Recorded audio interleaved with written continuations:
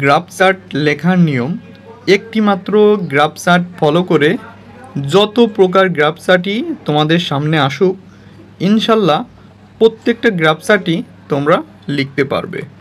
তো চলো বন্ধুরা আমরা শুরু করি আজকের আমাদের গ্রাফ চার্ট লেখার নিয়মটি। তো যে কোনো গ্রাফ চার্ট যদি থাকে তাহলে তোমাদের কী রকম লিখতে হবে দেখো, the graph is about smartphone users. যেমন এখানে আমি স্মার্টফোন ইউজারদের তালিকা সম্পর্কে একটি গ্রাফ চার্ট তুলে ধরছি। তোমরা এখানে হতে পারে ইন্টারনেট ইউজার যাই বলো। তো এখানে তোমার স্মার্টফোন ইউজারের পরিবর্তে তোমার যেটা থাকবে কোশ্চেনে তোমাদের সেটাই লিখতে হবে। তো the graph is about smartphone user, অর্থাৎ এই গ্রাফটি হচ্ছে স্মার্টফোন ইউজারদের সম্পর্কে। অ্যাকর্ডিং টু দ্য গ্রাফ, অর্থাৎ এই গ্রাফটিতে the lowest percentage of smartphone users was in the year 2015 and it was 25%। অর্থাৎ এই গ্রাফটিতে সবথেকে সর্বনিম্ন ইন্টারনেট ইউজারদের সংখ্যা 2015 সালে কত ছিল এটা দেওয়া হলো, যে 2015 সালে ছিল হচ্ছে 25%।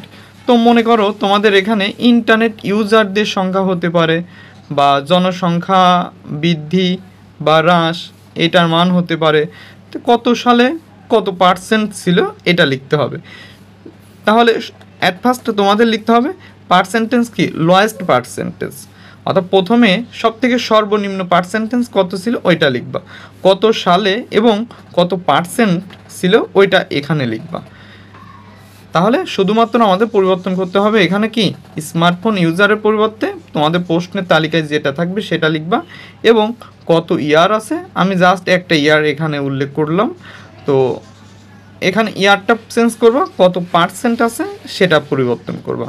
ওকে, অন দ্য আদার হ্যান্ড, অর্থাৎ অন্যদিকে, অন দ্য আদার হ্যান্ড বা বাট যেটাই দাও, অন্যদিকে দ্য হাইস্ট পার্সেন্টেজ, অর্থাৎ অন্যদিকে সর্বোচ্চ অফ স্মার্টফোন ইউজার, অর্থাৎ সর্বোচ্চ ইন্টারনেট ইউজারদের সংখ্যা ছিল ওয়াজ ইন দ্য ইয়ার, অর্থাৎ 2020 সালে সর্বোচ্চ ইন্টারনেট ইউজারদের সংখ্যা ছিল অ্যান্ড ইট ওয়াজ 75%, অর্থাৎ কত percent, 75% from the year 2018 to 2020, অর্থাৎ এটা ছিল হচ্ছে 2018 থেকে 2020 পর্যন্ত। এখন দেখো লোয়েস্ট পার্সেন্টও দেখালাম আর হচ্ছে হাইস্ট পার্সেন্টেজও দেখিয়ে দিলাম। আচ্ছা, ইন 2016 স্মার্টফোন, অর্থাৎ হচ্ছে 2016 সালে স্মার্টফোন ইউজার্স ওয়াজ 30%, অর্থাৎ 2016 সালে স্মার্টফোন ইউজারদের সংখ্যা ছিল 30%। এখন তোমাদের স্মার্টফোন ইউজার না থেকে তোমাদের প্রশ্নপত্রে যেটা থাকবে এই স্মার্টফোন ইউজারদের পরিবর্তে সেটা লিখবা এবং যত ইয়ার থাকবে এবং পার্সেন্টেজ থাকবে সেটা লিখবা। ইন দ্য নেক্সট ইয়ার, অর্থাৎ পরবর্তী বছরে ইট ওয়াজ 35%, অর্থাৎ পরবর্তী বছরে এর সংখ্যা ছিল কত পার্সেন্ট, 35%। এর সংখ্যা বলতে বোঝানো হচ্ছে তোমাদের প্রশ্নপত্রে যাহা থাকবে তাহা, যেমন ইন্টারনেট ইউজার থাকলে ইন্টারনেট ইউজার, স্মার্টফোন ইউজার থাকলে স্মার্টফোন ইউজার্স।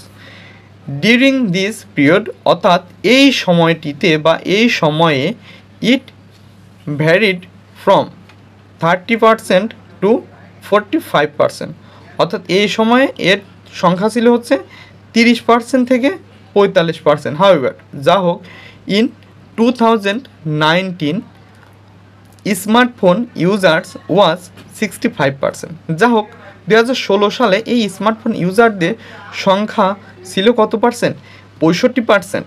অ্যান্ড ইন 2021, অর্থাৎ এবং 2021 সালে স্মার্টফোন ইউজার্স ওয়াজ 70%, স্মার্টফোন ইউজারদের সংখ্যা ছিল কত পার্সেন্ট, 70%, 70%। এগিন আবার ইন 2022 স্মার্টফোন ইউজার্স ওয়াজ 73%, অর্থাৎ এই সময় হয় হচ্ছে 73%। ইট ইনক্রিজড ফ্রম দ্য ভেরিয়াস ইয়ার, অর্থাৎ এই সময় কি হয়, আরও ইন্টারনেট ইউজারদের সংখ্যা তুলনামূলক বেড়ে যায়। দাস, সুতরাং the graph shows that there was a rise and fall in smartphone users over the years, অর্থাৎ একটা পর্যায়ে দেখা যায় ইন্টারনেট ইউজারের সংখ্যা দিন দিন বাড়তেই থাকে।